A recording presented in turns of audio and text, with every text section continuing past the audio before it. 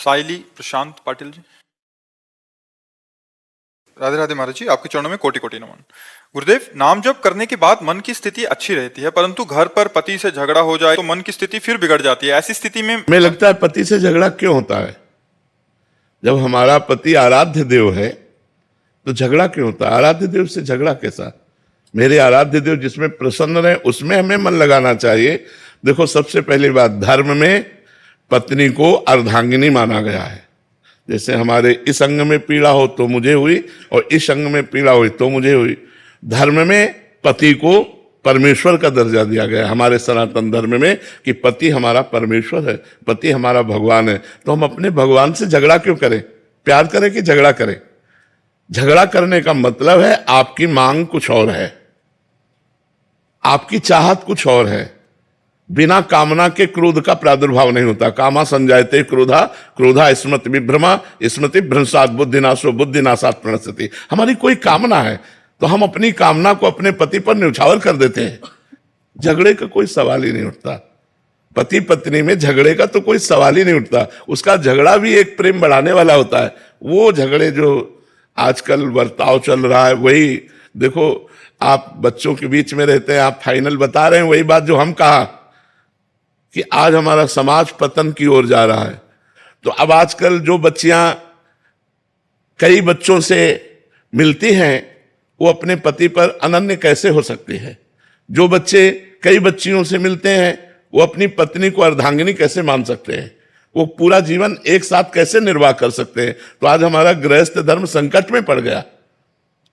जहां देखो पति पत्नी की हत्या करते पाए जाते, पत्नी पति की हत्या करते। ये सब क्या हो रहा है? एक ऐसा समाज हमारा जहां एक बार पाणी ग्रहण करके स्वीकार कर लिया तो आजीवन निर्वाह किया। पहले लड़की देखी नहीं जाती थी, आज के 35-40 वर्ष पहले लड़की नहीं देखी जाती थी। गांव के बुजुर्ग जन जाके ब्याह तय कराते थे।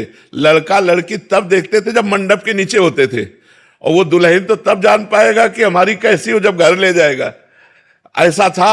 और आज तो एक बहुत ही मलिन सिस्टम चल गया जिसको लिव इन रिलेशन कहते हैं। अब ये हमारे सनातन धर्म के तो बिल्कुल खिलाफ है।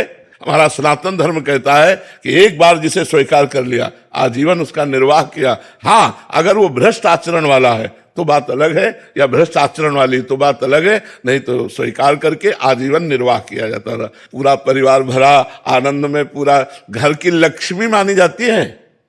जो स्त्री है वो घर की लक्ष्मी मानी जाती है। कितना बड़ा उसका आदर, कितना बड़ा सम्मान दिया जाता था। बहुत बड़ा फर्क पड़ गया है। पहले जैसे कोई पूछता कि तुम्हारे, मान लो सरकारी कागज, तुम्हारे पति का क्या नाम है, तो कई बार सोचती थी कि मैं कैसे इंगित करूं, ए बेटा बताओ अपने पापा का नाम। मतलब हिचक होती थी कि मैं अपने पति का नाम कैसे बोल दूं। इतना आदर होता था, इतना आदर होता था। जो हमारे सनातन धर्म की मर्यादा वो धीरे धीरे खोती चली जा रही है। कितना प्रेम, दिन भर मेहनत करके ऑफिस से या किसानी करके आया, घर आते ही खुशहाल हो जाता था। लिपा पुता स्वच्छ घर पवित्र, एक दो बच्चे खेल रहे और वो बड़े प्यार से उनको आदर से बैठाल के पानी पिला के सेवा कर। ये सब धर्म। आज तो हमें लगता है पति पत्नी में झगड़ा होने की संभावना ही नहीं है। जब पति हमारा स्वामी है तो झगड़ा, जब पत्नी हमारी अर्धांगिनी है तो झगड़ा होने का तो सवाल ही नहीं उठता। प्रतिदिन प्यार बढ़ना चाहिए। अच्छा, ऐसे झगड़े के समय मौन हो जाना चाहिए। अगर पति नाराज है तो थोड़ी देर के लिए मौन हो गए, हम उत्तर प्रत्युत्तर ना करें, नहीं उससे क्रोध बढ़ जाएगा। और भगवान का नाम जब करें तो हमारा भी हृदय शीतल होगा और पति का भी हृदय शीतल हो। जब आप नहीं बोलेंगे और वो देखेगा कि मैं इतना क्रोध किया, वो बोली नहीं, तो आपसे जरूर जरूर प्रभावित हो जाएगा। तो हमें लगता है हम दैवी मार्ग का आश्रय लें, भगवत मार्ग का आश्रय लें और अपने पति में भगवान की भावना करें कि मेरा भगवान इसी में विराजमान। सब में शिव रमा हुआ है। यदि अपने पति में शिव को देख लिया, पुत्र में देख लिया, परिवार में देख लिया, सास ससुर में देख लिया, तो मंदिर जाओ चाहे ना जाओ, घर ही मंदिर हो गया। बहुत बढ़िया पूजा हो रही तुम्हारी।